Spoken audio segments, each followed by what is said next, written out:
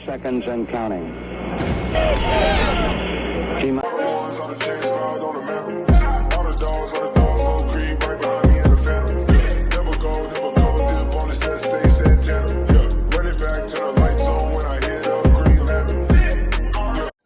Hey, what's good, guys? It's Clutch City Entertainment here, back with another video.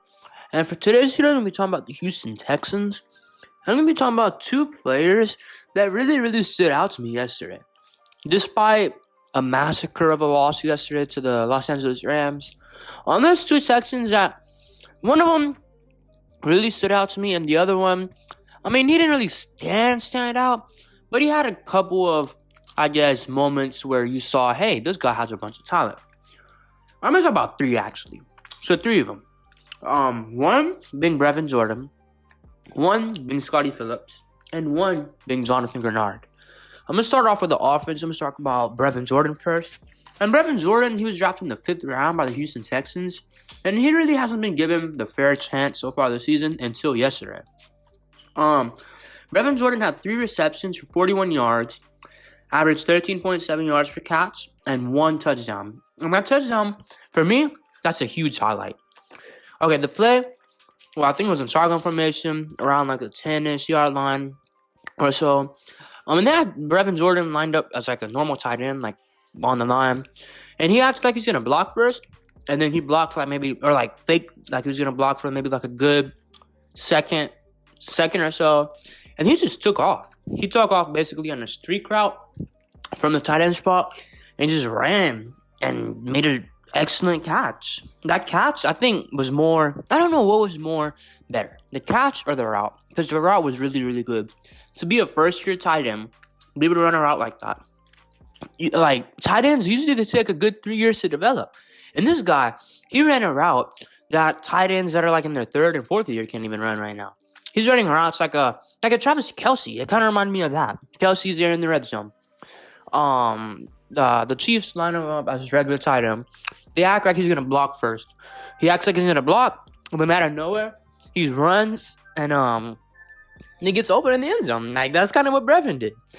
Brevin did exactly that. Made an excellent adjustment for the catch. Boom, touchdown. And he had a couple of other good plays. I think one was like what was it? I think towards the end of the game, it was like a 20-something yard catch. That one was very good. And then another one, they had a screenplay early on in the game. I think he got like a good 9 yards or so. But yeah, Brevin Jordan, hopefully the Houston Texans can add him to the game plan more so in the future games this year, and get him the ball more, because we've seen he's very talented. We got an absolute steal in the 5th round. Prior to this, what was it? I think he was projected to go in like the 2nd round last year, or 1st round even, and we got him in the 5th, just due to some health concerns, and that's a major steal. But yeah, the next I'm gonna talk about Scotty Phillips. Let's see.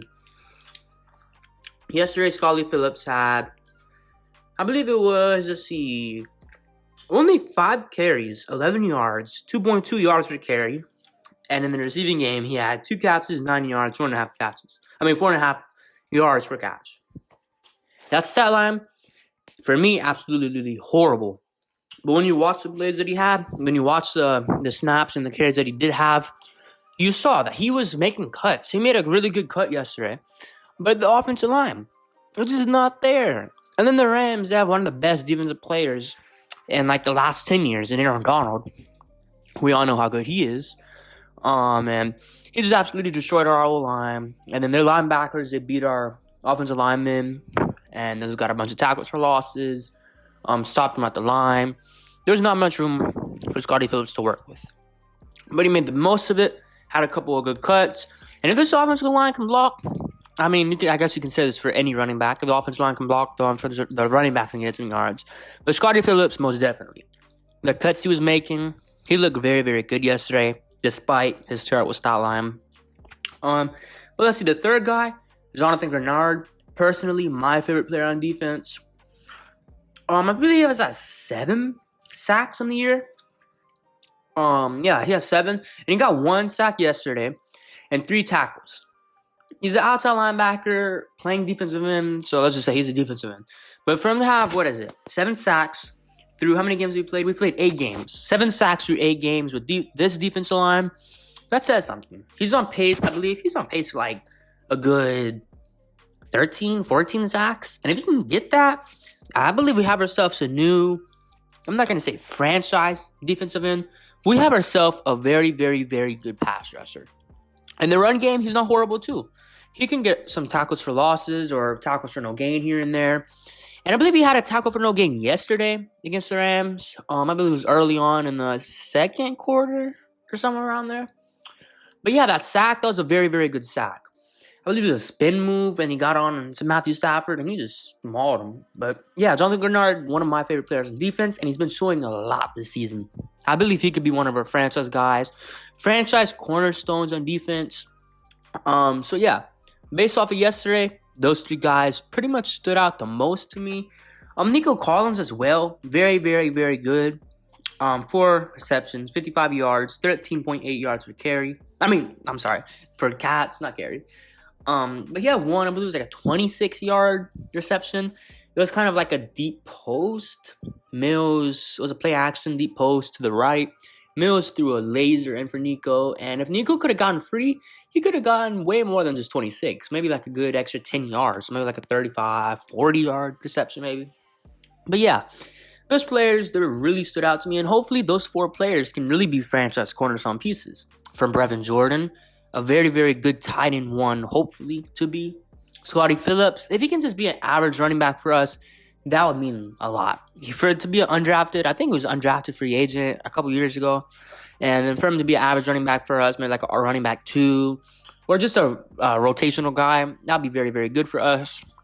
And on defense, Jonathan Granard, if his pass rush capabilities can really, really improve and be consistent, that's a very good plus for us. Like, imagine a prime Whitney Merciless. Imagine probably something better. Jonathan Granard, he's still very young, 23, 24. And yeah, he's just been getting really good pressures lately, really good sacks. And they're not just finish up, clean up sacks. They're not like, he was on the running back, or he was being blocked by the tight end or something like that, or the quarterback was already out of the pocket. So no, he was like running through that offensive line and earning those sacks. I believe he only had like maybe 1 or 2 cleanup sacks, with a good 5 of them being pure sacks. So yeah, that's very, very good. And Nico Collins, I already talked about him. I believe if he could be like a wide receiver 2, he's a very, very good wide receiver body. He's 6'4", I believe he's like 200 something pounds. But that frame that he has and that speed, mix it up, he looks like Julio Jones running out there. Similar size, similar weight, similar speed. I believe Julio's pretty much, I wouldn't say way faster, but I believe Julio in his prime was pretty much, I guess, way faster. But yeah, Nico Collins, he looks like Julio running. Hopefully, it's not saying Nico's gonna be anything like Julio, but the similar frame, similar build. But if he can be like a part of what Julio still is when healthy, it could be like 1/5 of Julio. That would still be very, very, very good for us. We drafted him in the 3rd round, traded up for him. But yeah, those 4 guys, they've really been standing out. Not only last week, yesterday, but the week before, other than Scotty. I mean, Scotty really hasn't been able to play. He's always been on that inactive list. But yeah, hopefully we can see those 4 guys continue to play good, play well, get opportunities for the next couple of weeks. Next week, I believe we play the Miami Dolphins. So that's going to be a very interesting game.